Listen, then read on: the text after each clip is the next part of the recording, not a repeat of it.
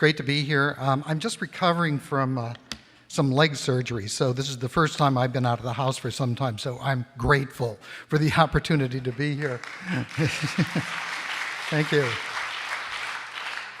Beware of wet linoleum. Okay, I'm going to be talking a bit about one part of the New Deal that particularly concerns me at this point because we're losing so much of it. In fact, we're losing all of the New Deal, but I'm going to talk about some of the physical things and the very beautiful things that we're losing.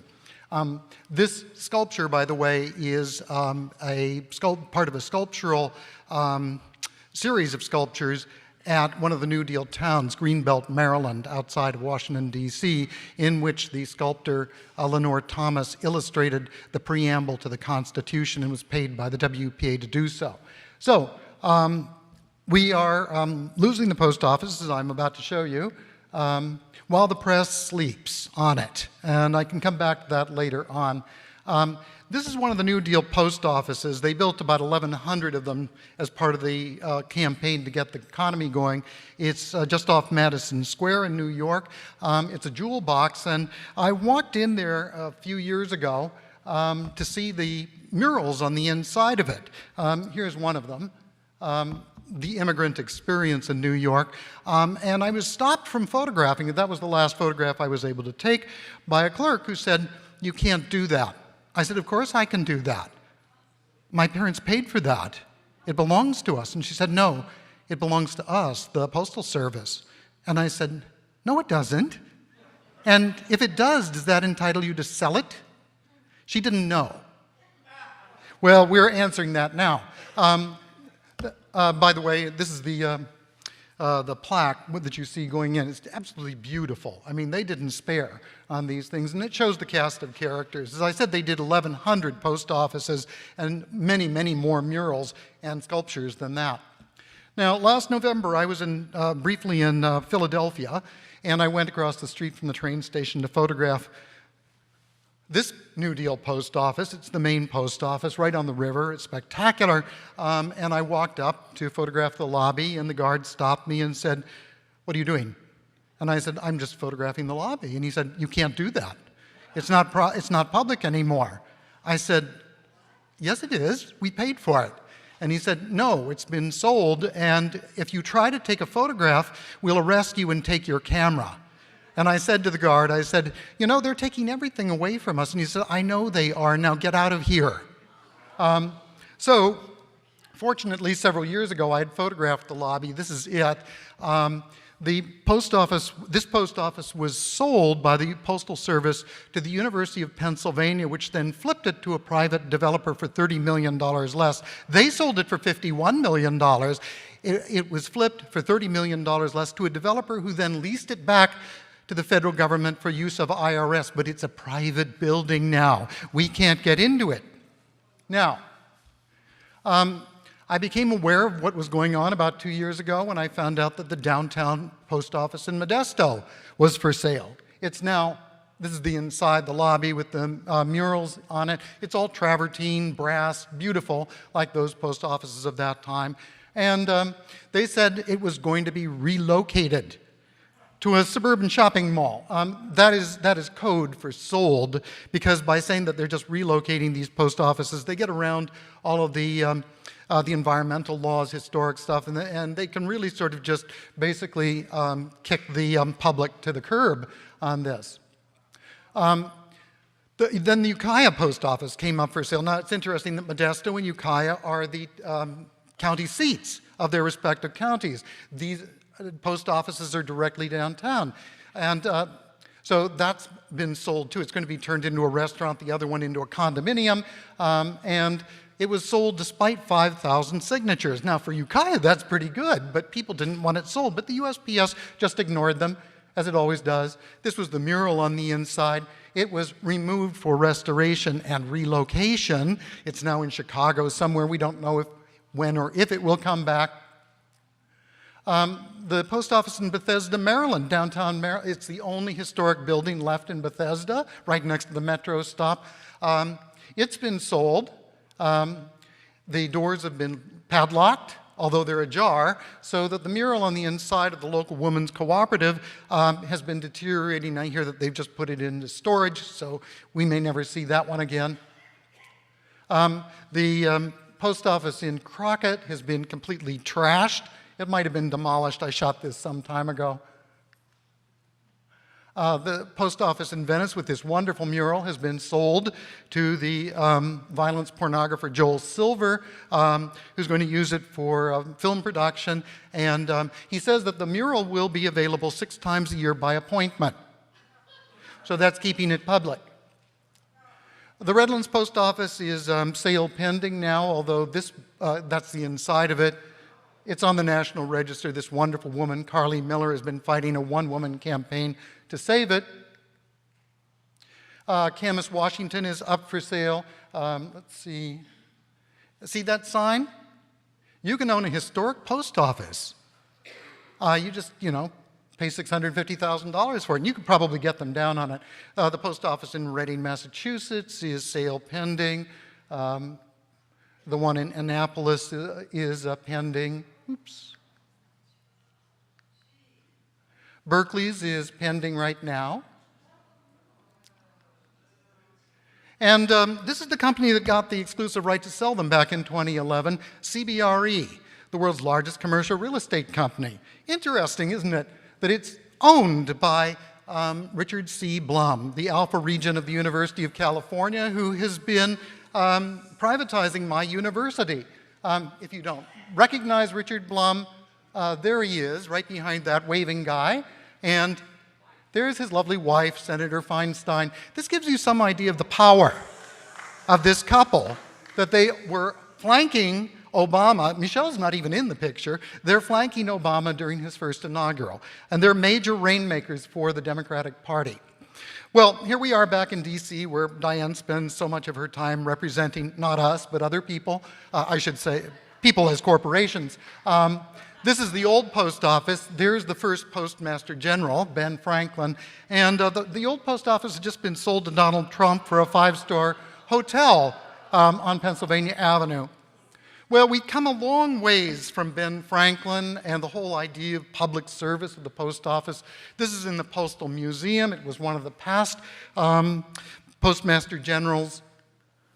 As I say, so many of them are decorated with wonderful murals and sculpture. That's largely because of the work of Eleanor Roosevelt and some of these other gentlemen. This is actually from Coit Tower.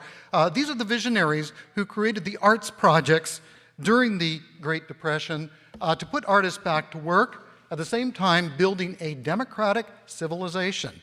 Now, here's something that Edward Bruce, one of those guys, said in a publication. The money on this art project has produced a social worth which is impossible to estimate in actual money values as well as in permanent spiritual value. I believe that the government has received much more than it has spent. There is no doubt that some of this work will be known as great. Almost all of it will be an addition to our faith and our civilization. These guys spoke often in a language, I'm writing about this, the lost ethical language of New Deal public work. They were building and conceived of a civilization worthy of the name. Now, when has the present occupant of the White House ever spoken in those terms, let alone about poverty or mass extinction or, well, I should just calm down.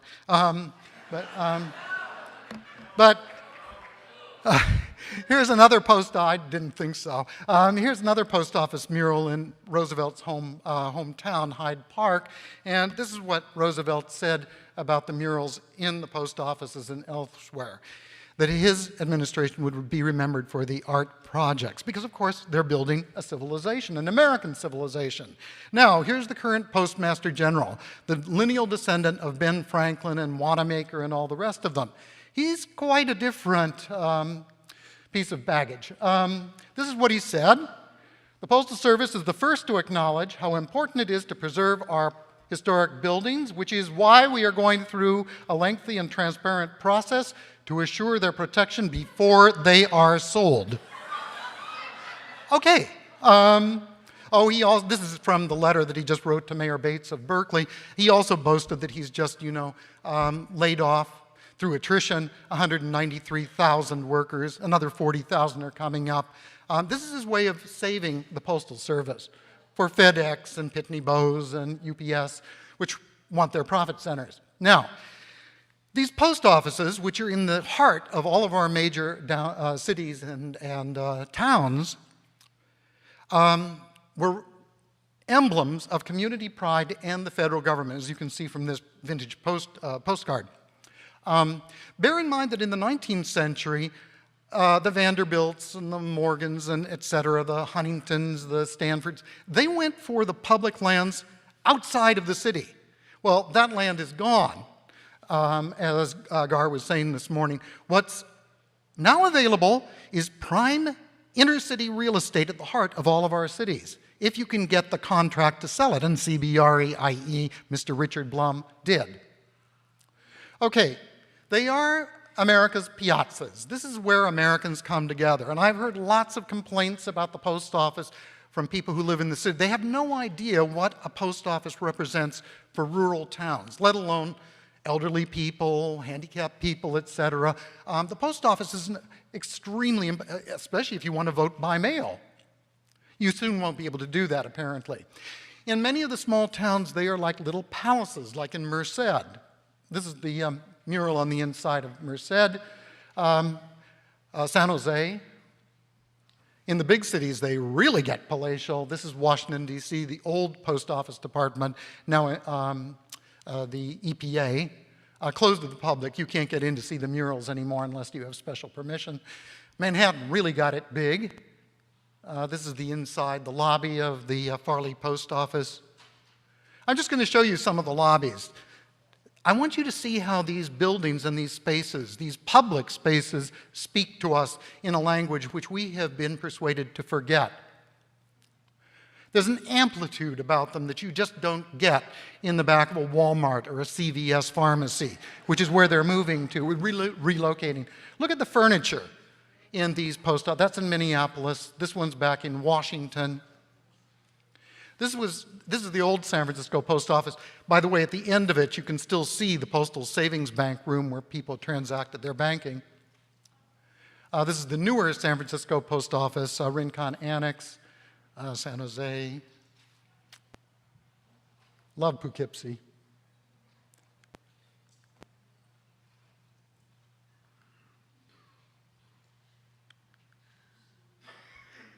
We'll come back to San Pedro in a little bit. Look at the detailing on these buildings. Think of the artisans that they put to work. That one, sale is pending. And just the craftsmanship. I could give a whole lecture on the eagles of American post offices. So let's look at the artwork that's inside those buildings, inside so many of them. I have friends from Australia who love to come here and take road trips through the US just so that they can visit the post offices because they don't have anything like that in Australia. In fact, no country does. It's a unique American art form and it belongs to us. So there are themes in the post office murals and et cetera. One of the most prevalent is local history and legends. This is the legend of Sleepy Hollow in Troy, New York, near the Catskills. The arrival of the train. The pioneers are always popular. Here's Berkeley. As is Conquest, Monterey. As is the meeting of the new settlers with the original inhabitants, such as in Poughkeepsie, for example. Ooh, look, who's come? I wonder what they have to bring us. The Pueblo Indians. There they are, looking with a little bit of apprehension at these guys, the conquistadors who are coming in. And then, this is one of my favorites in Hopewell, Virginia. This is making friends with the Indians. Would you like to see my cabin? My etchings, perhaps? Now, in most post office murals, of course, the meeting of the cultures is friendly.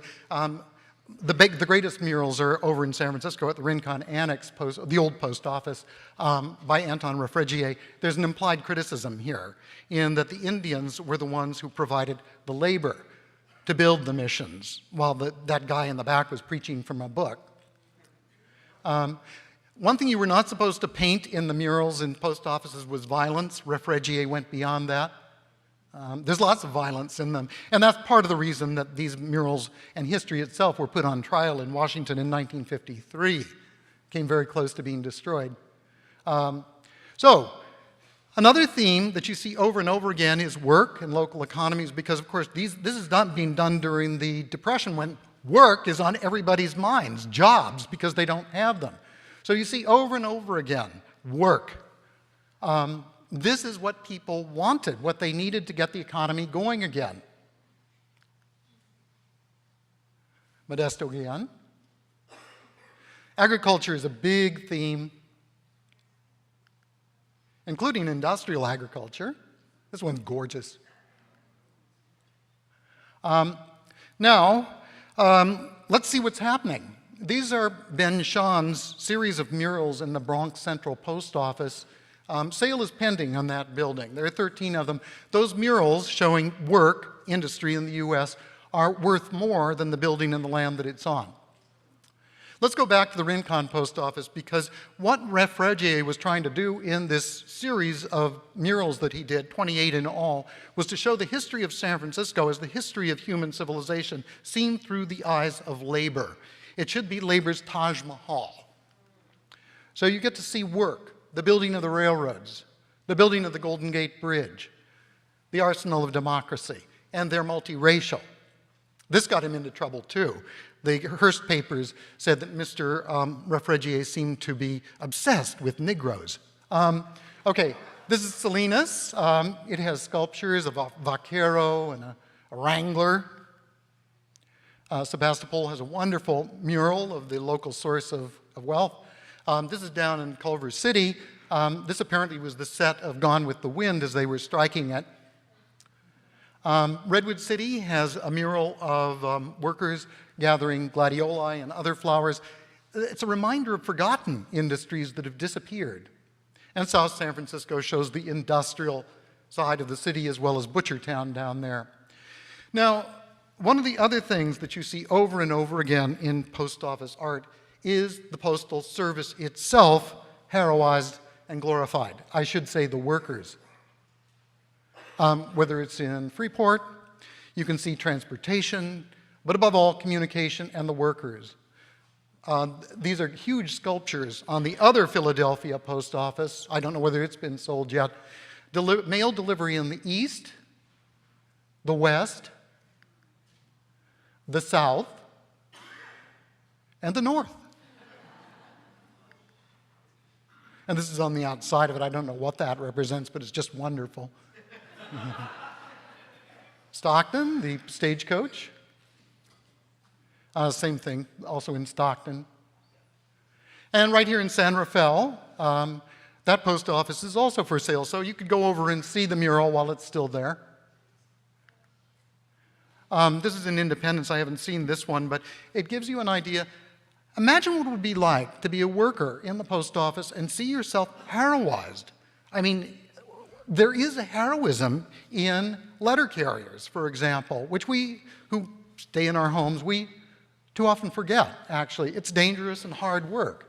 And it's getting harder as Mr. Donahoe cuts back. Here's reading letters from the mailbox. Oops. And another one in Burlingame, also for sale. My favorite is San Pedro, a glorification, a beautiful building, and a glorification of the work, the public work that postal workers do. Okay, and this is on the Berkeley Post Office.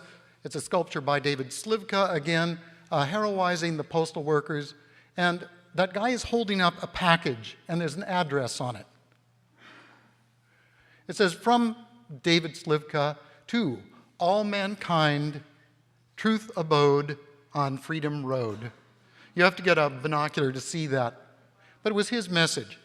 All right, Anton Refregier painted the great Rincon Annex murals after the war. The war had interfered with it, so he came back and did it. And this is a mural on the section representing the arts. It took me years to figure out what was happening here. What it is by 1946-47, those art projects have been abolished, along with so much else of the New Deal Public Works program. So he shows the artists working on a wall, sculpting and painting, and then at the end it says Federal Art Program, and it gives its beginning and its end. It's its tombstone. It's the end of it. We had that brief period, that renaissance with the sponsorship of the visionary Roosevelt administration. Okay, so this is all to remind us that we own these buildings and we own this art, and it's being taken away from us right now, and the press is paying no attention. It's absolute. I can't tell you how many reporters from the New York Times down, television reporters I have talked to who will do a story and they will never mention the involvement of CBRE, Dianne Feinstein, and Richard Blum. So in LaborFest next month, we're going to actually have a panel in LaborFest called Too Big to Name. And it's going to be about the complicity of the press. And we're going to have that vanishing species investigative reporters come to talk about what has happened to journalism in the last few years. That's very much what Matt Taibbi talked about last night, that there's no cops on the beat anymore. And so these guys can get away with anything. But not in Berkeley. We've really been putting up a fight. This is one of the many demonstrations outside. And you can go to the website, savethebppostoffice.com, to find out what the activists are doing. This is one of the hearings, one of the fruitless hearings that we had with the Postal Service people. It was standing room only, people out the door, etc. It didn't matter. About a month later, they announced they were going to sell the post office. But you can go to the National, the National Post Office Collaborate.com website, because we're launching legal action against them. And we're building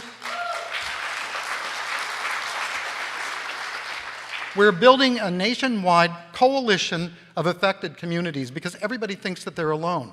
But increasingly, people in Chelsea and the Bronx and Redlands, et cetera, they're standing up. Now, they will be crushed unless we can get the money for the legal action, which we're going, because this has never been challenged in court before. You can get those links by going to my alternate article. This was just published or posted on Saturday, and I think it's been, but anyway, go to alternate.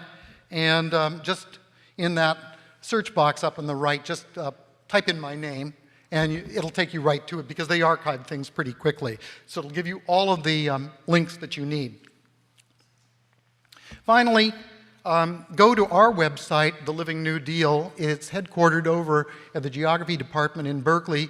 We are mapping, we're documenting and mapping the physical legacy of the New Deal. Not only did those public works programs put millions of people to work, as Tim just said, getting the economy going again, but it left us an extraordinary collection of beautiful buildings, parks, airports, sewage systems.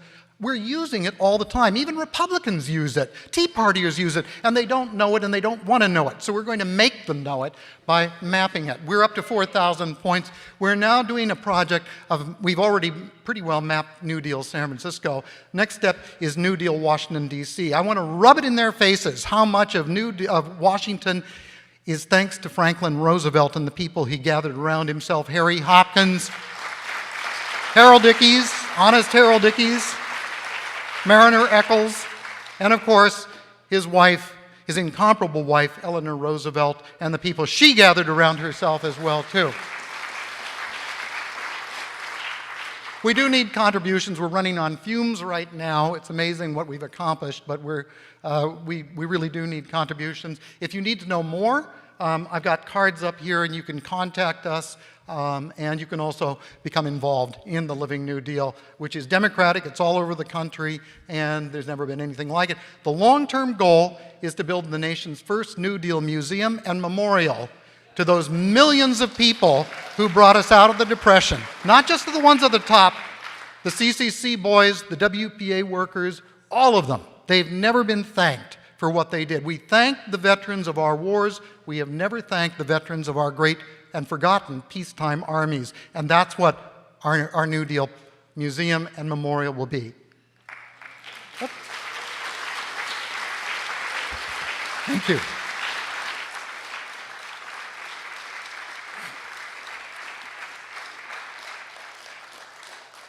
There we go.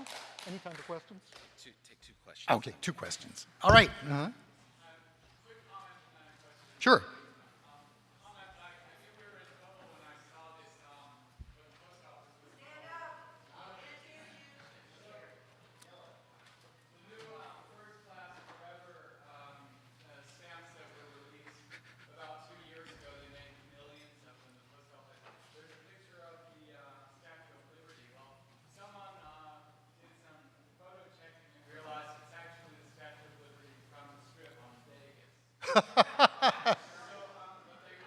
How?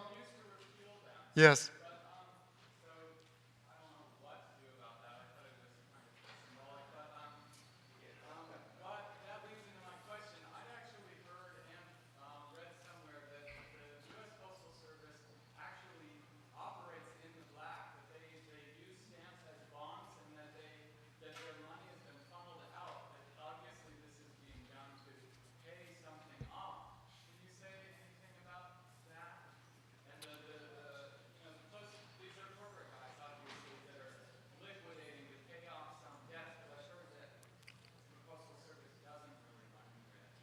Yeah. The meme is that the Postal Service is way broke. It's, billions of dollars in debt and everything. It's complex, which is, just the way that those people who engineered it want it to be. If you want to find out more, go to savethepostoffice.com, maintained by an NYU professor. It will explain it all. The major reason that it's going broke is because in 2006, Congress passed the Postal Accountability and Enhancement Act. It looks like it was drafted by ALEC. Nobody's done any investigation on who did it. But clearly FedEx and UPS and Pitney Bowes were probably behind it, and it basically requires the Postal Service to prepay its medical care for its employees 75 years in the future within 10 years. Nobody else. That is deliberately designed to bankrupt the Postal Service and put it out of business. It's an ingenious way to, as has been said, to starve the beast. But it's a roundabout way, so most people don't realize what's happening. One more? I know several of them. One was Susan Collins of Maine, who introduced that bill. Again, there's been very little research done on it. It was Orrin Hatch. Okay. Susan Collins, interestingly enough, is now getting tremendous pressure from her constituents because she represents a rural state, Maine. And they don't like what's happening as their post offices are being closed, even though she was one of the co-sponsors of that. So it's quite interesting, but I think I don't want to butt into the next speaker, so okay. Thank you.